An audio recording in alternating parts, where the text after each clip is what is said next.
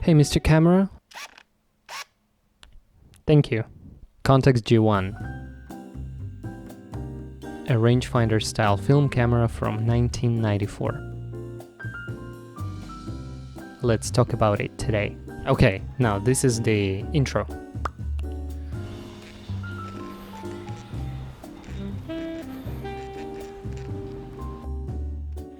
Shooting film is usually an inspiring process. The process of making and getting the picture out of the camera is so intriguing. So I was wasting my time on the social media apps the other day when I saw this picture. And then I thought, damn, that's exactly the same feeling that I had when I was shooting with this camera. So, and let me demonstrate you.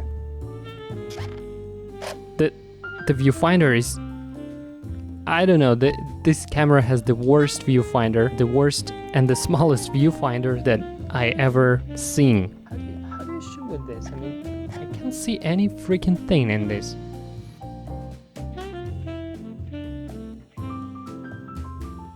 I wanted to start with the batteries. This camera takes CR2 batteries, and the flash unit here, TLA140 CR123A.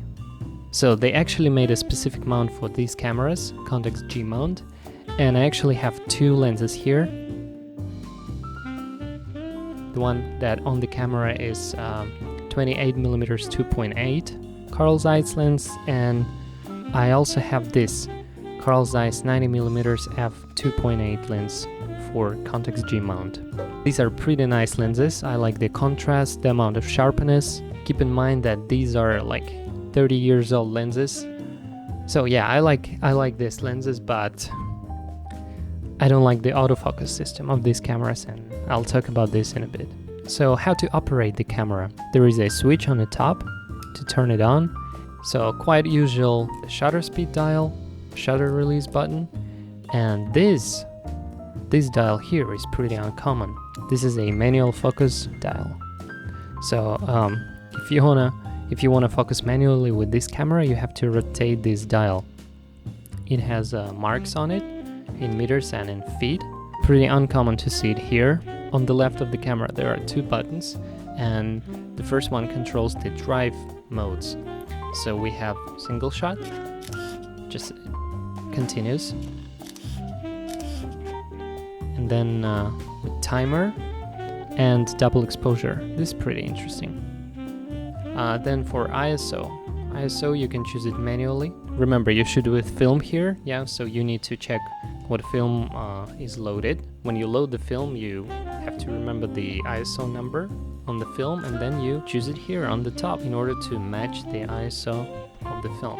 And with this, the camera will expose correctly. It's actually very easy to load the film with this camera. You just rotate this thing here. Yeah, we open the back door and we'll load the film here.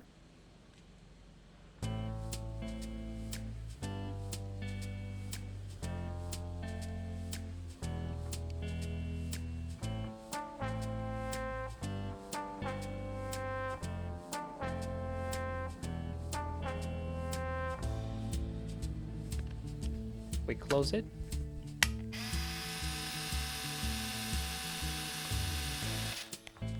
When you load the film here, the number is going to be 1. The things I wanted to talk about, how does it feel, and how is actually to operate this camera on the streets. I shot a couple of rolls with this camera, and if you're doing street photography, you know, when you're trying to catch the moment and sneak on the people, the sound of the autofocus might be really annoying in these kind of situations because it's just really loud.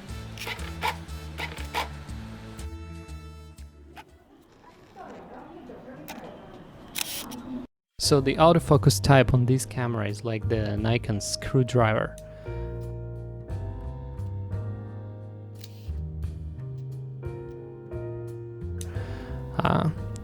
Kinda. I want the camera that I like feeling in my hand, and with this camera I would say I like how it feels. It's pretty solid build and a nice quality to details.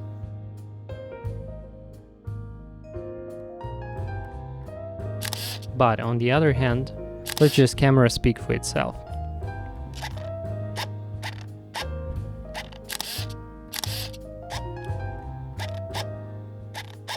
kind of loud. Yeah, the autofocus is kind of loud.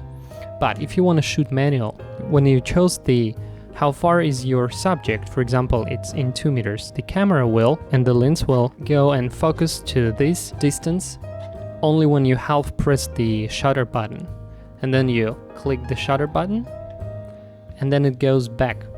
The focusing unit is still moving forward and backward while focusing. There is no actually full manual focusing with this camera. And the same with the autofocus.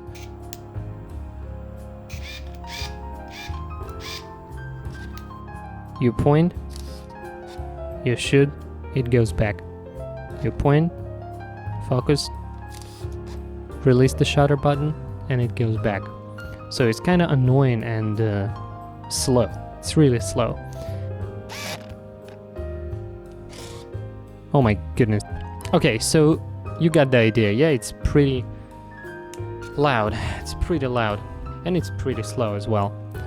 If you shoot streets, if you don't want people to notice you with this camera, it's actually pretty hard.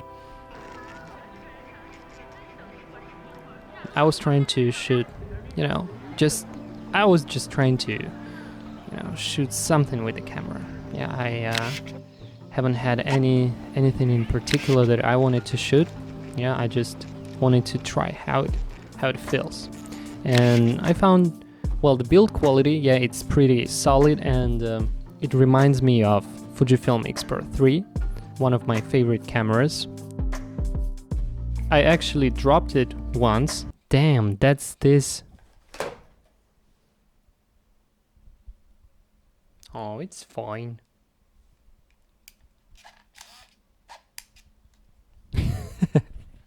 Nothing happened to the body.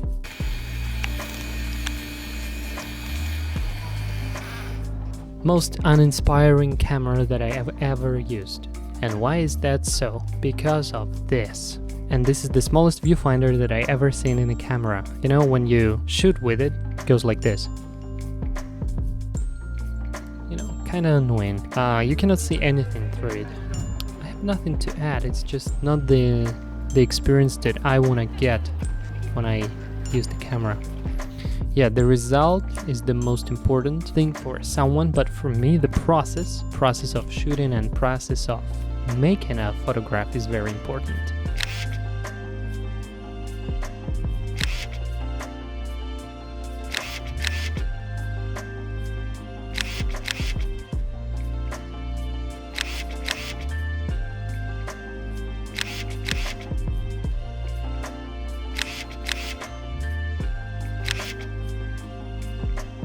But it's something that I don't like with this camera. And I shot a lot with this camera in parks. I took it for a couple of photo walks with me. I would say I like the camera, how it feels in your hand, but shooting experience, again, it's something that I don't like with this camera. I have much cheaper Minolta X500. This camera is just fantastic. And I'm going to make the video about this Minolta. But if you like film cameras, go check out this video about medium format film camera. And I'll see you there.